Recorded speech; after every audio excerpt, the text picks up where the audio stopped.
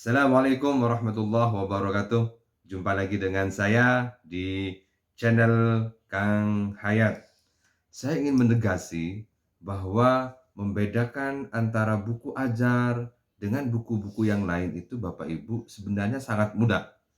Hal yang paling bisa ditandai pada kesempatan hari ini, saya akan mengulasnya untuk memastikan bahwa titik-titik yang menjadi karakter dari buku ajar itu di mana saja. Bapak Ibu, teman-teman semua atau sahabat-sahabat kolega para dosen yang ingin menulis buku ajar, pastikan pada titik-titik ini sudah benar, betul, dan tepat sesuai dengan apa yang menjadi karakter dari buku ajar. Ini paling spesifik dari video saya sebelumnya. Simak terus yang satu ini.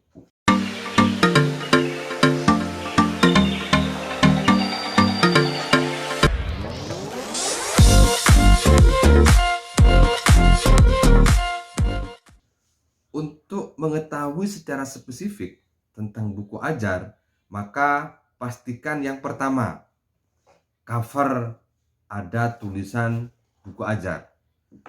Boleh tidak ada, boleh ada. Tetapi untuk memastikan bahwa buku ini adalah buku ajar, maka tulis sebelum judul buku di cover.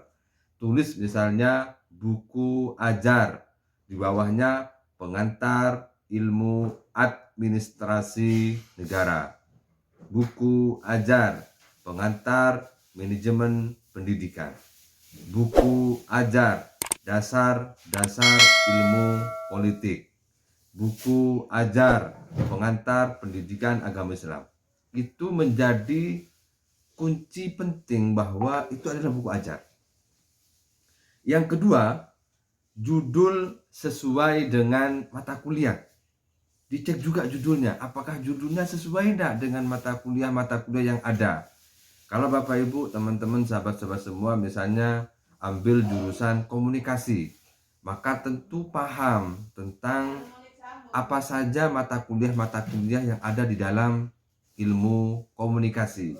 Bapak Ibu yang ada di ekonomi tentu tahu judul-judul atau mata kuliah yang ada di ilmu ekonomi, pendidikan juga sama, dan seterusnya.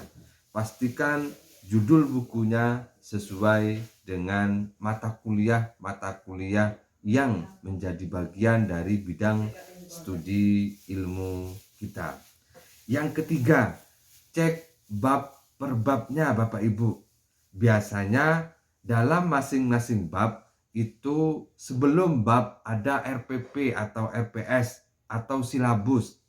Itu menunjukkan bahwa buku ini berdasarkan berdasarkan alur logika RPP, RPS atau silabus. Atau kalau enggak, masing-masing bab Bapak Ibu perhatikan yang berikutnya adalah adanya deskripsi. Jadi setelah judul bab itu di bawahnya biasanya ada yang namanya deskripsi bab per bab. Masing-masing bab itu ada deskripsi dari masing-masing bab, menjelaskan tentang bab ini, menjelaskan tentang apa, tujuannya apa, dan seterusnya. Itu biasanya ada namanya deskripsi dari masing-masing bab. Tapi kalau misalnya deskripsinya ada di RPP, EPS atau silabus, maka di masing-masing bab tidak ada. Tapi kalau di sebelum bab tidak ada RPP, RPS, dan silabus, maka perlu atau bisa dicek di setelah judul bab itu ada deskripsi. Kemudian di bawahnya, di bawah deskripsi itu ada biasanya CPL atau CPMK masing-masing bab. Karena CPL CPMK itu menjadi penting di dalam buku ajar, memastikan capaian pembelajaran itu sampai dan dipahami oleh mahasiswa dan pengampu atau dosennya. Maka setelah judul bab, setelah deskripsi ada CPL dan CPMK.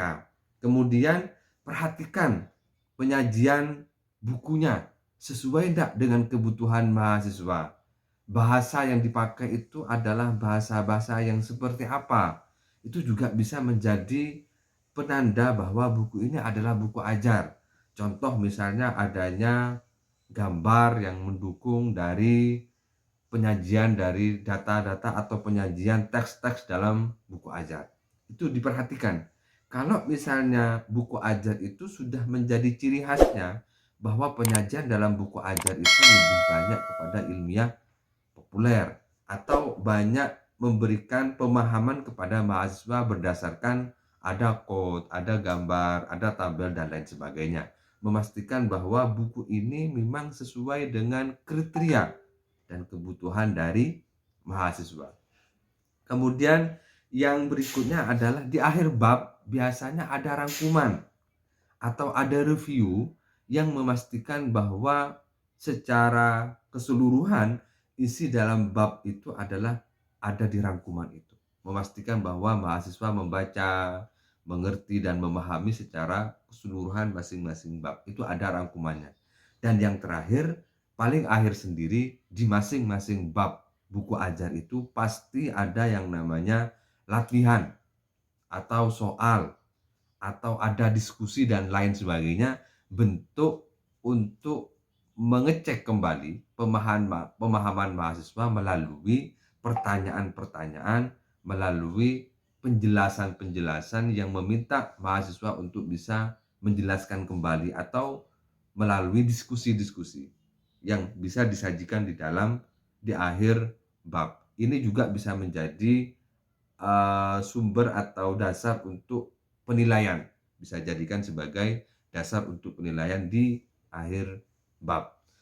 Itu syarat yang paling penting di dalam buku ajar untuk memastikan bahwa titik-titik itu menjadi titik penting atau urgensi dari buku ajar. Kalau Bapak Ibu pengen melihat apakah ini buku ajar atau tidak, maka bisa ditandai atau bisa dilihat dari titik-titik tadi yang saya sampaikan.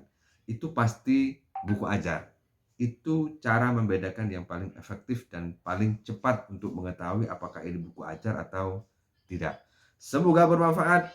Jangan lupa subscribe, like, dan share. Terima kasih. Assalamualaikum warahmatullahi wabarakatuh.